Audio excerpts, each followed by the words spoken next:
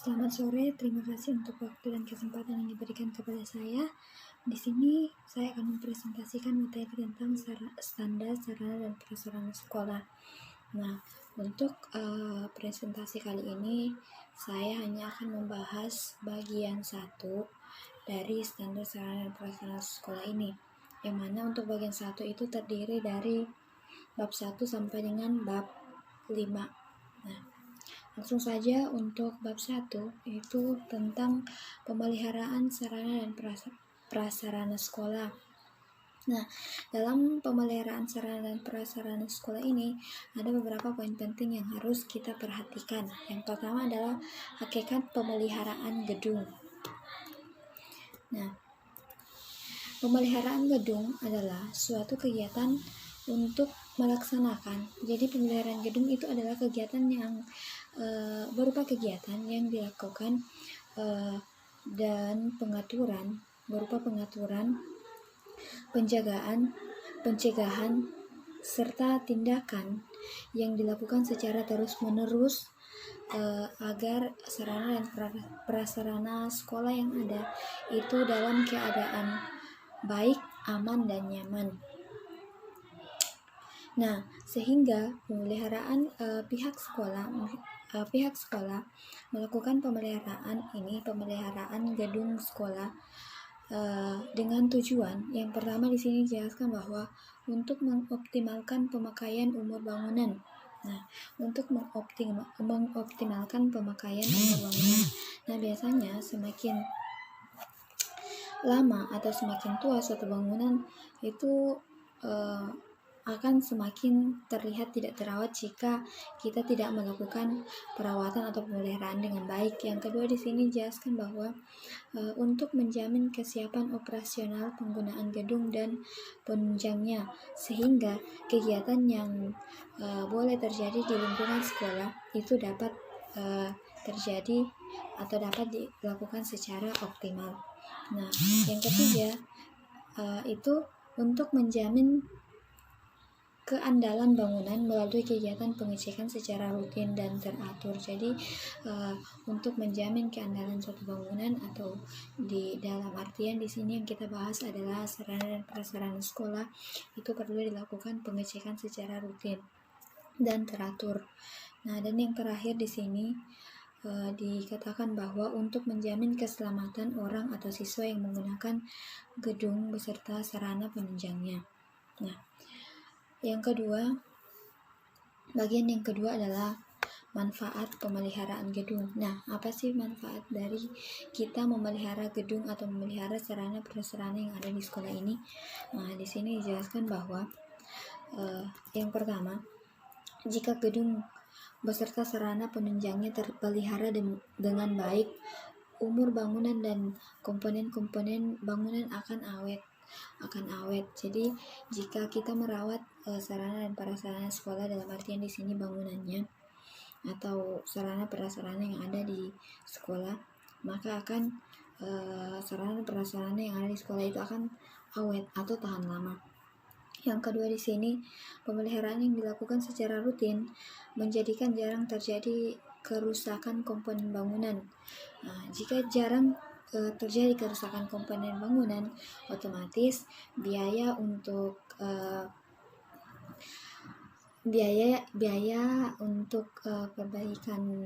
perbaikan gedung atau gedung sekolah ini atau sarana dan prasarana ini bisa ditekan seminimal mungkin. Jadi kemungkinan untuk pengeluaran biaya yang lebih besar itu bisa diminimalkan. Nah, dan yang terakhir di sini, dengan adanya pemeliharaan yang baik, maka kondisi bangunan akan terjaga penampilannya, sehingga kesan bagi orang yang melihatnya akan memberikan rasa aman, nyaman, dan baik untuk digunakan. Nah, yang ketiga di sini adalah poin yang ketiga adalah permasalahan pemeliharaan gedung. Nah, ternyata ada permasalahan atau kendala-kendala yang biasa dihadapi di lingkungan sekolah dalam hal pemeliharaan gedung ini. Nah, di sini dijelaskan bahwa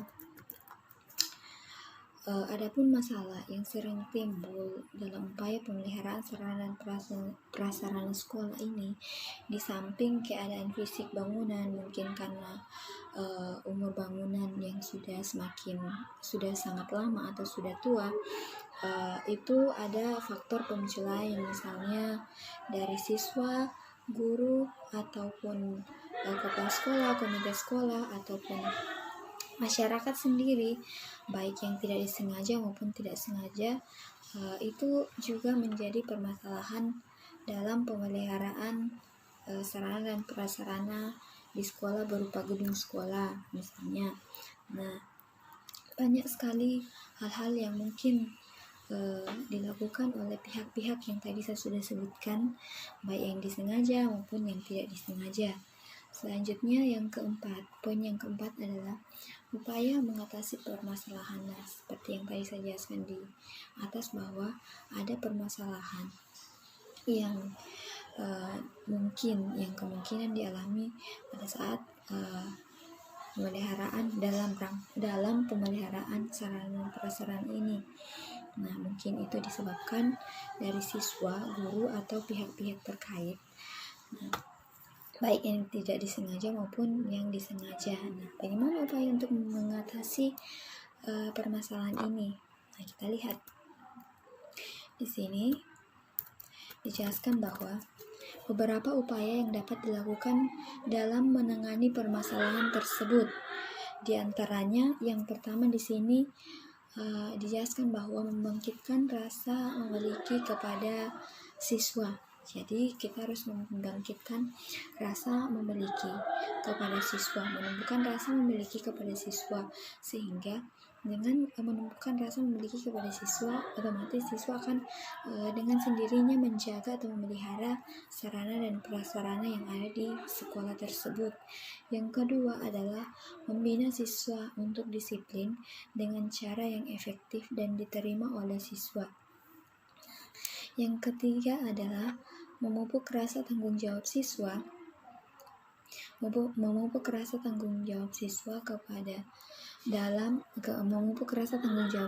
dalam memelihara sarana dan prasarana sekolah. Yang keempat adalah siswa dilibatkan dalam kegiatan-kegiatan yang positif.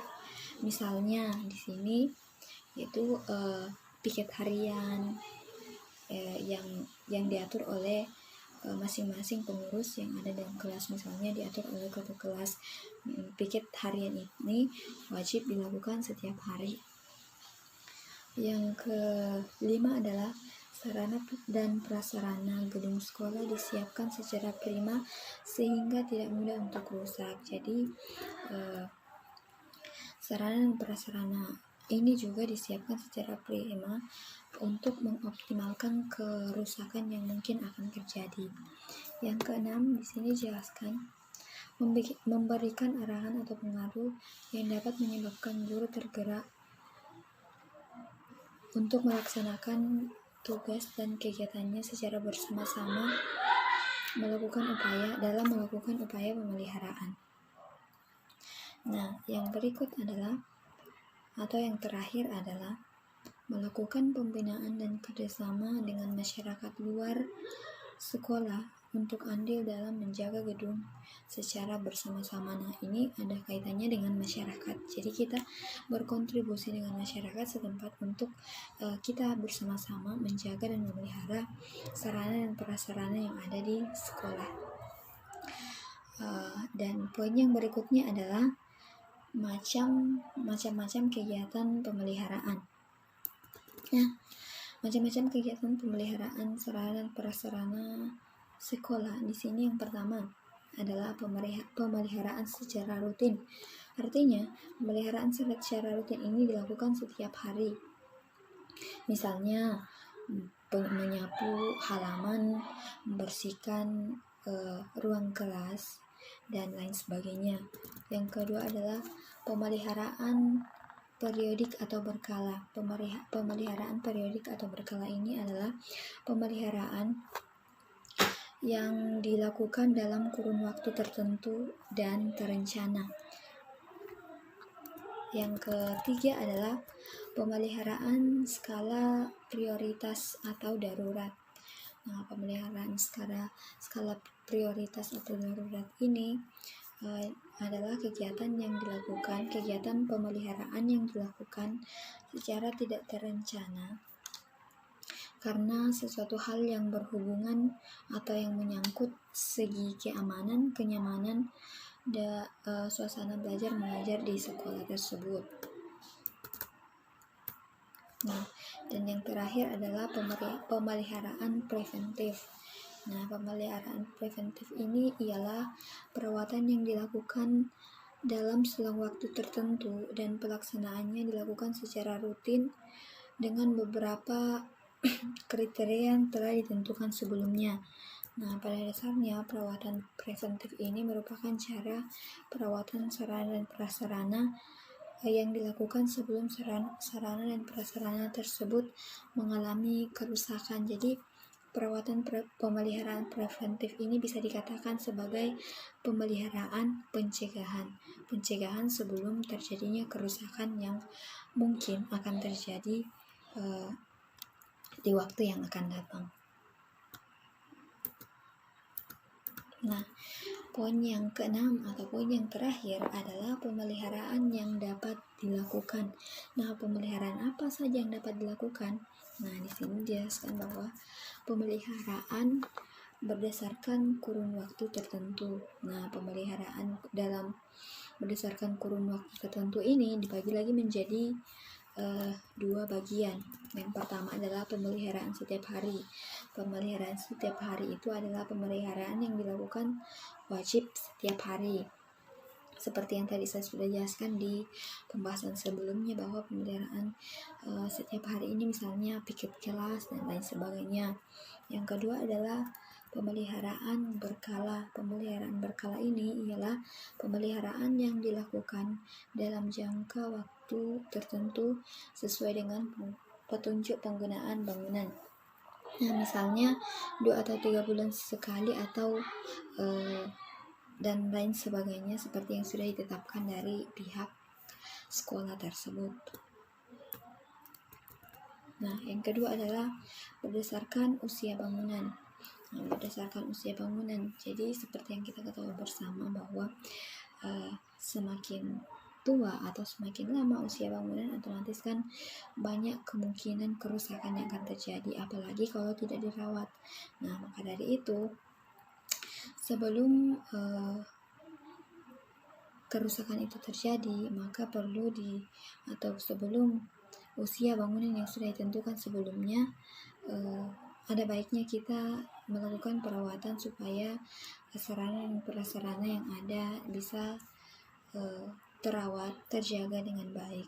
Nah, di sini jelaskan bahwa upaya pemeliharaan menurut umur bangunan atau urut umur penggunaan barang dapat dilihat dari dua aspek. Di sini yang pertama adalah usia bangunan gedung diperhitungkan kurang lebih 20 tahun. Untuk itu, sebelum mencapai waktu tersebut atau mencapai batas maksimal usia bangunan, maka pemeliharaan harus terus dilakukan. Jangan sampai tadi yang sudah saya jelaskan bahwa jangan sampai sebelum batas maksimal bangunan yang sudah ditentukan sebelumnya, bangunan sudah mengalami kerusakan terlebih dahulu. Nah, yang kedua di sini dijelaskan bahwa usia bangunan gedung secara administrasi telah melampaui batas maksimal usia bangunan yang telah diperhitungkan, dan dalam kegiatan sehari-hari jarang ditemui nilai gedung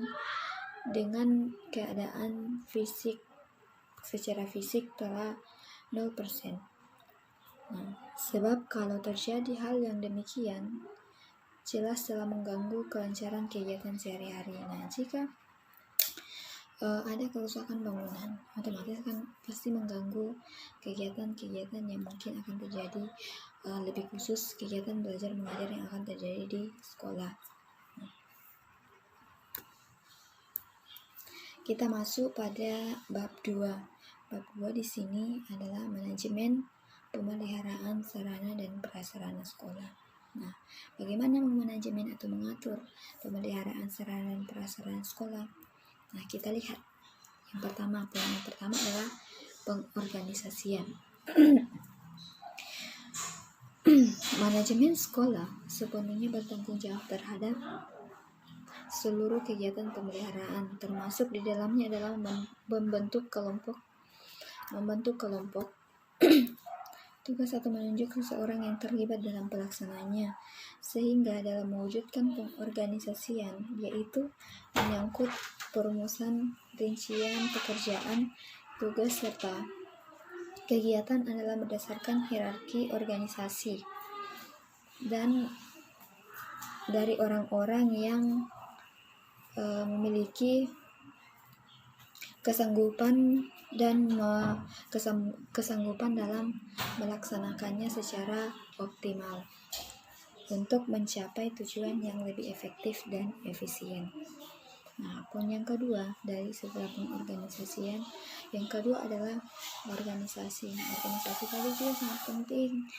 Nah, di mana dalam organisasi atau kelompok kerja itu adalah suatu bentuk tanggung jawab atas kelancaran operasional pemeliharaan bangunan gedung dengan pelaksanaan pengoperasian pemeliharaan sesuai dengan prosedur yang sudah ditetapkan secara efisien, dan efektif.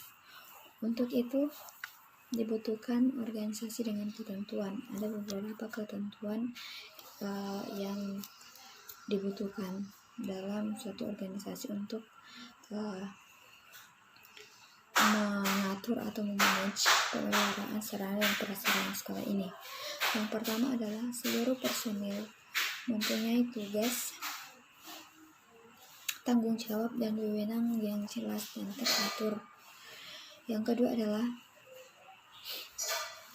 seluruh personil merupakan bagian dari manajemen sekitarnya yang dianggap memiliki kepedulian dan pengalaman serta memahami permasalahan di bidang bangunan gedung, sarana dan prasarana penunjangnya. Dan yang ketiga adalah seluruh personil tersebut siap untuk mengabdikan tenaga, waktu, dan pikiran demi tujuan yang adil dalam menjaga, memelihara, dan merawat sarana dan prasarana yang ada di sekolah. Nah, yang berikut adalah tugas, tanggung jawab, dan wewenang. Nah, tugas, tanggung jawab, dan wewenang ini itu sepenuhnya semua orang yang terlibat dalam sekolah itu mempunyai tugas, tanggung jawab, dan wewenangnya masing-masing. Sini yang pertama adalah kepala sekolah, guru, ketua komite sekolah, tim pelaksana pemeliharaan itu memiliki tugas, tanggung jawab, dan wewenangnya masing-masing. Nah, seperti yang dijelaskan di sini bahwa yang pertama di sini tadi kepala sekolah. Kepala sekolah memiliki tugas.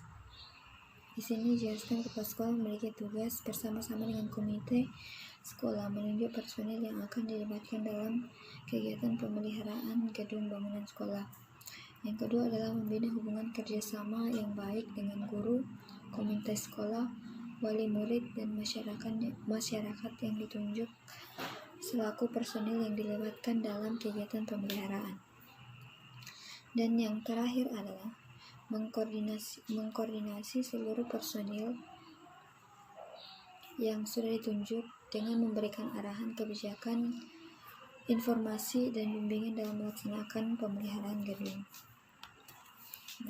Oke, bagian yang berikutnya setelah organisasi adalah tugas, tanggung jawab, dan wewenang.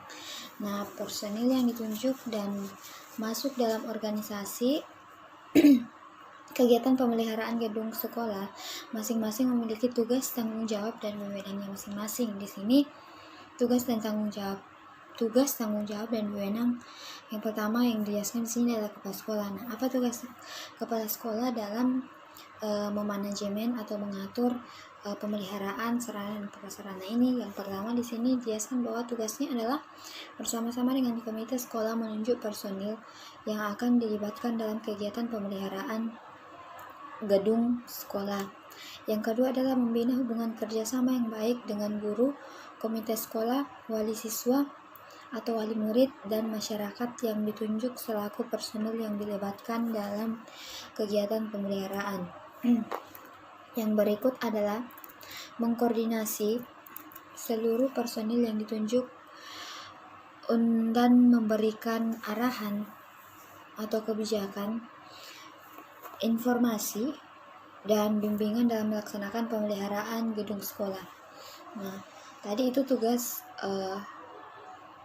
kepala sekolah. Nah, bagaimana dengan tanggung jawabnya? Tanggung jawab dari kepala sekolah ini. Jadi, di sini jelaskan bahwa kepala sekolah bertanggung jawab penuh terhadap hasil yang akan dicapai dalam kegiatan pemeliharaan. Kemudian yang kedua adalah kepala sekolah juga bertanggung jawab terhadap pengelolaan gedung sekolah beserta sarana penunjangnya. Nah, dan yang berikut adalah wewenang dari kepala sekolah. Jadi kepala sekolah mempunyai wewenang mengadakan pengawasan, monitoring atau memantau, dan melakukan evaluasi secara periodik terhadap seluruh kegiatan pemeliharaan yang dilakukan oleh kelompok kerja. Yang kedua adalah guru atau guru kelas. Nah, apa tugas dari guru ini? Jadi di sini jelaskan bahwa guru memiliki tugas mencatat dan menyusun administrasi mengenai seluruh aset, sarana dan prasarana yang dikelola oleh pihak sekolah. Yang kedua adalah memberikan pengertian atau pemahaman kepada siswa tentang pentingnya keikutsertaan mereka dalam menjaga bangunan serta sarana dan prasarana yang ada di sekolah tersebut. Nah, tugas guru yang berikut adalah memberikan informasi atau petunjuk dan bimbingan dalam rangka menjaga kebersihan gedung dan lingkungannya. Nah, itu tadi tugas dari guru. Nah, bagaimana dengan tanggung jawabnya guru? Di sini dijelaskan bahwa tanggung jawab guru di sini adalah memeriksa dan menjaga kebersihan ruangan, sarana dan prasarana sebelum dan sesudah kegiatan belajar mengajar. Jadi guru itu mempunyai tanggung jawab memeriksa sarana dan prasarana sebelum dan setelah kegiatan belajar mengajar itu. Nah, yang kedua adalah memberikan motivasi melaksanakan kebersihan ruangan dengan memberi contoh kepada siswa dengan menyapu lantai atau membersihkan ruangan yang selanjutnya akan dilaksanakan siswa dengan pembagian tugas bergiliran atau pembagian tugas piket. Nah, di sini guru mempunyai wewenang, sama halnya dengan kepala sekolah tadi. Guru di sini juga mempunyai wewenang. Jadi guru itu mempunyai wewenang mengadakan pengawasan, monitoring, evaluasi hasil kerja para siswa yang telah melaksanakan kegiatan pemeliharaan harian atau mingguan. Nah, yang ketiga adalah ketua komite sekolah. Nah, apa tugas dari ketua komite sekolah ini? Di sini jelaskan bahwa ketua komite sekolah bertugas bersama dengan kepala sekolah menunjuk personil yang akan dilibatkan dalam kegiatan pemeliharaan bangunan gedung sekolah. Nah, yang kedua adalah membina hubungan kerjasama yang baik dengan manajemen sekolah, anggota komite, wali murid, dan masyarakat yang ditunjuk selaku personil yang dilibatkan dalam kegiatan pemeliharaan ini. Nah, tanggung jawab dari ketua komite sekolah di sini dijelaskan bahwa menyusun kebutuhan. Yang pertama adalah menyusun kebutuhan dan anggaran yang diperlukan untuk kegiatan pemeliharaan gedung sekolah. Yang kedua adalah berkoordinasi dengan seluruh anggota komite yang lain dan bersama dengan wali murid menggalang dana yang nantinya digunakan untuk melaksanakan kegiatan pemeliharaan gedung sekolah. Nah, itu tadi tanggung jawab dari ketua komite sekolah. Nah, kita lihat bagaimana wewenang atau apa wewenang dari ketua komite sekolah ini. Sini jelaskan bahwa wewenang dari ketua komite sekolah. Yang pertama adalah mengadakan evaluasi terhadap hasil inventory kondisi gedung dan sarana penunjangnya. Yang kedua adalah menyetujui rencana dan tindak lanjut dalam penanganan pemeliharaan gedung sekolah. Dan yang terakhir adalah selaku pengawas seluruh kegiatan pemeliharaan, termasuk di dalamnya adalah pengawasan pengelolaan anggaran kegiatan pemeliharaan. Dan yang berikut adalah atau yang terakhir adalah tim pelaksana pemeliharaan. Nah, di sini tim pelaksana pemeliharaan adalah kelompok pelaksana pemeliharaan dan perawatan gedung, yang mana personilnya berasal dari unsur guru, anggota komite, wali murid, dan masyarakat, dengan masing-masing jabatan sebagai ketua tim atau koordinator, sekretaris atau administrasi dan pelaporan, bendahara yang bertugas mengelola keuangan, pengeluaran atau pemasukan yang mungkin terjadi selama proses atau selama kegiatan pemeliharaan dilakukan. Nah, di sini tugas ketua tim atau koordinator di sini mengkoordinir tugas-tugas sekretaris, bendahara, supervisor, dan pelaksana teknis. Yang kedua adalah menyusun rencana kerja, jadwal kerja, dan anggaran kegiatan pemeliharaan. Dan masih banyak lagi tugas lainnya yang dilakukan oleh ketua tim atau koordinator dalam pelaksanaan pemeliharaan kegiatan atau dalam kegiatan pemeliharaan sarana dan prasarana sekolah ini. Nah, yang berikut adalah poin yang berikut setelah tugas, tanggung jawab. Tadi kita sudah membahas tugas, tanggung jawab, dan wewenang masing-masing personil yang terlibat dalam kegiatan pemeliharaan ini. Sekarang kita akan melihat poin yang berikut adalah perencanaan kegiatan pemeliharaan. Perencanaan kegiatan pemeliharaan. Perencanaan kegiatan pemeliharaan ini ada beberapa poin penting juga yang harus kita perhatikan. Yang pertama di sini adalah kelengkapan data yang diperlukan. Nah, kelengkapan data yang diperlukan ini berupa dokumen-dokumen penting. Jadi berupa dokumen-dokumen yang akan kita butuhkan selama kegiatan pemeliharaan gedung ini. Nah, misalnya dokumen gambar kerja atau gambar terlaksana. Yang kedua adalah dokumen spesifikasi bahan, material, komponen bangunan yang dilaksanakan pada tahap konstruksi sampai akhir konstruksi. Nah, yang kedua adalah penyusunan rencana pemeliharaan. Ini yang pertama harus ada catatan kerusakan komponen bangunan lengkap dengan skala prioritas, penanganan, dan target waktu realisasi. Yang kedua adalah rencana tindakan yang akan dilakukan dalam upaya pemeliharaan, termasuk permasalahan-permasalahan yang akan mungkin terjadi. Yang ketiga adalah perhitungan besaran anggaran yang diperlukan untuk pemeliharaan dan perkiraan keluarnya atau ketersediaannya anggaran. Yang keempat adalah schedule atau jadwal pelaksanaan pemeliharaan. Dan yang terakhir adalah daftar personil atau pelaksana yang melaksanakan kegiatan pemeliharaan tersebut. Nah, poin yang kedua dari kegiatan rencana pemeliharaan ini adalah penyusunan rencana pemeliharaan. Nah, penyusunan rencana pemeliharaan. Tadi sudah saya jelaskan.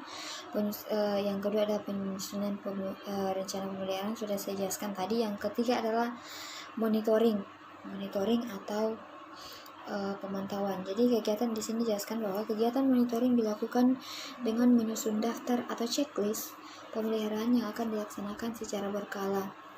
Entah itu mingguan, harian, bulanan, dan tahunan.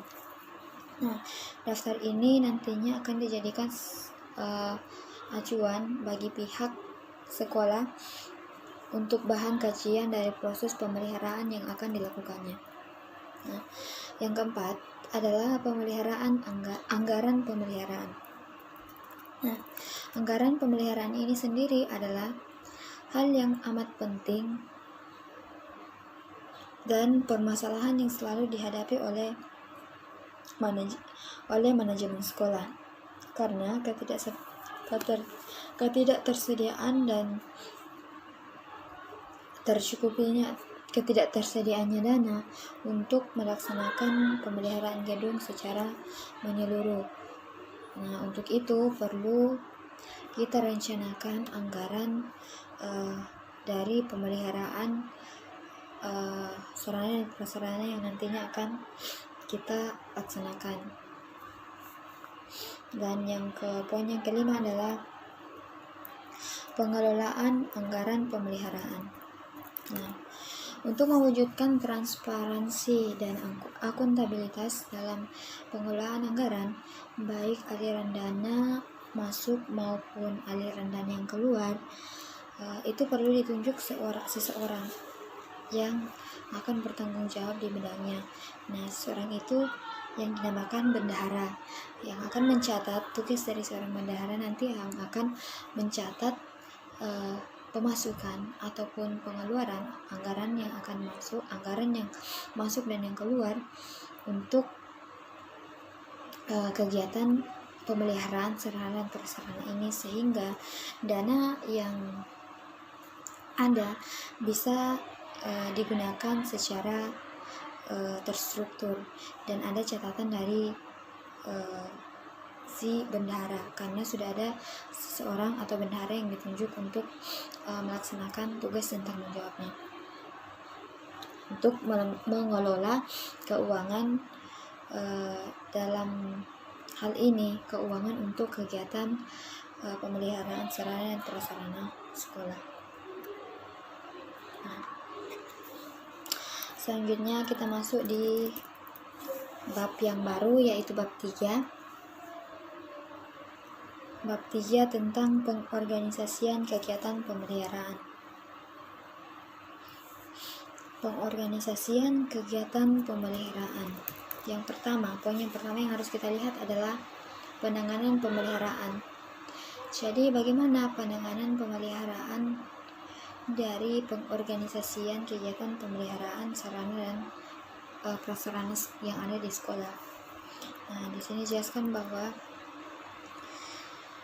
beberapa pilihan untuk penanganan pemeliharaan gedung, sarana dan prasarana penunjangnya secara efektif dapat dilakukan melalui yang pertama di sini keterlibatan guru dan siswa. Jadi keterlibatan guru dan siswa ini sangat penting dalam penanganan pemeliharaan sarana dan prasarana yang ada di sekolah. Yang kedua adalah kegiatan gotong royong atau swadaya masyarakat, swadaya dari masyarakat atau komite sekolah ataupun dari wali murid itu sendiri. Yang ketiga adalah pekerja harian lepas atau musiman misalnya, atau tenaga ahli yang relevan. Dan yang keempat adalah pekerja harian tetap misalnya yang ditunjuk penjaga sekolah misalnya. Nah, dengan melibatkan unsur-unsur yang tadi saya sudah sebutkan di atas dari manajemen sekolah, nah, itu tujuannya untuk menciptakan kesadaran dalam mensikapi keadaan sekitarnya, khususnya yang berkaitan dengan kondisi sarana dan prasarana yang ada di sekolah, supaya sarana dan prasarana yang ada di sekolah bisa dipergunakan sebagai mestinya untuk menunjang proses kegiatan belajar mengajar. Nah,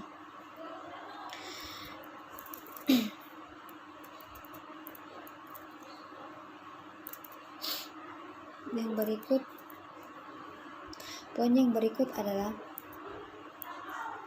pelaksanaan pemeliharaan.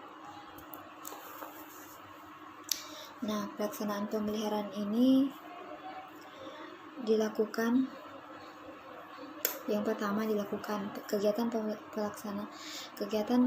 pemeliharaan ini dilakukan yang pertama kegiatan pemeliharaan harian atau rutin. Nah, kegiatan pemeliharaan harian atau rutin ini dilakukan untuk menjaga kebersihan gedung, sarana dan prasarana pendukung lainnya. Jadi kegiatan ini dilakukan setiap hari. Yang kedua adalah kegiatan pemeliharaan mingguan. Kegiatan pemeliharaan mingguan ini dilakukan setiap minggu. Misalnya Jumat bersih itu dilakukan setiap minggu. Yang kedua adalah kegiatan pemeliharaan bulanan. Nah, kegiatan pemeliharaan bulanan ini dilakukan dalam kurun waktu atau dalam waktu, misalnya waktu bulanan. Dalam waktu sebulan kita mengadakan suatu kegiatan pemeliharaan bersih-bersih, misalnya membersihkan toilet secara bersama-sama, ataupun kegiatan-kegiatan lain yang sudah direncanakan sebelumnya. Nah, yang ketiga adalah kegiatan perencanaan secara berkala. Jadi kegiatan pemeliharaan secara berkala ini dilakukan dalam kurun waktu tertentu yang sudah memang ditetapkan oleh pihak sekolah.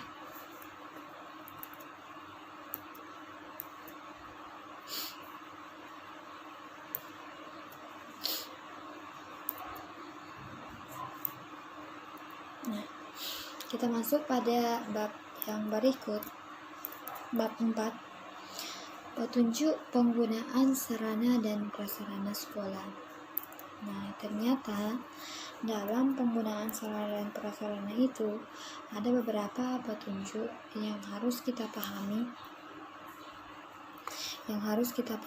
dalam penggunaan sarana dan prasarana sekolah ini. Tidak semata-mata kita hanya menggunakannya saja, tetapi ada beberapa hal yang perlu kita perhatikan dalam penggunaan sarana dan prasarana ini. Nah, di sini dijelaskan ada beberapa hal yang perlu dipahami dan dijalankan oleh pengguna. Pengguna tadi siapa? Pengguna yang ada di sekolah tersebut, yaitu kepala sekolah, guru, murid, dan penjaga sekolah. Hal ini bertujuan untuk menjaga dan mempertahankan kondisi dan komponen bangunan agar tidak mengalami kerusakan dengan cepat. Nah,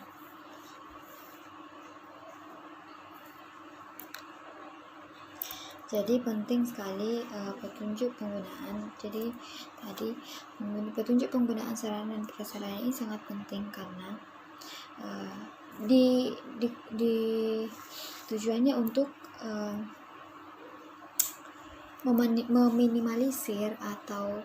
meminimalisir kerusakan yang mungkin akan terjadi sedini mungkin. Jadi kita memperpanjang waktunya supaya kerusakan yang mungkin akan terjadi ke depannya kita akan bisa dengan pemeliharaan yang dilakukan secara rutin dengan tadi yang sudah saya jelaskan pada materi sebelumnya, itu bisa tidak cepat, maksudnya sarana dan prasarana yang ada di sekolah tidak cepat mengalami kerusakan karena tadi adanya pemeliharaan sarana dan prasarana yang dilakukan dengan sangat baik. Kita masuk pada bab selanjutnya, yaitu bab 5. Bab 5 tentang tinjauan kerusakan komponen bangunan. Nah, untuk menjaga komponen bangunan tetap layak, fungsi dan umur material atau bahan yang berlangsung lama, maka pemeliharaan itu dilakukan dalam waktu, dan waktu pelaksanaannya harus benar-benar ditaati untuk dilakukan sepenuhnya. Untuk itu perlu dilakukan tinjauan kerusakan komponen bangunan. Jadi untuk tinjauan kerusakan komponen bangunan ini dimaksudkan untuk menjaga komponen tetap layak fungsi. Tetap layak fungsi masih bisa digunakan, tetap layak fungsi dan umur, walaupun tetap layak fungsi walaupun bangunan sudah tua, dan mungkin dari segi keadaan fisik bangunan juga sudah banyak kerusakan, misalnya karena dari bahan bangunan yang digunakan kurang berkualitas atau kurang sesuai standar. Nah, untuk itu kita lakukan tinjauan kerusakan komponen bangunan. Nah, untuk bisa membuat si pengguna dari sarana dan prasarana yang ada sekolah merasa tetap aman, nyaman dalam menggunakan sarana dan prasarana yang ada di sekolah ini. Oke, mungkin itu saja materi hari ini tentang standar, presentasi hari ini tentang standar sarana dan prasarana sekolah pada bagian pertama. Sekian dan terima kasih.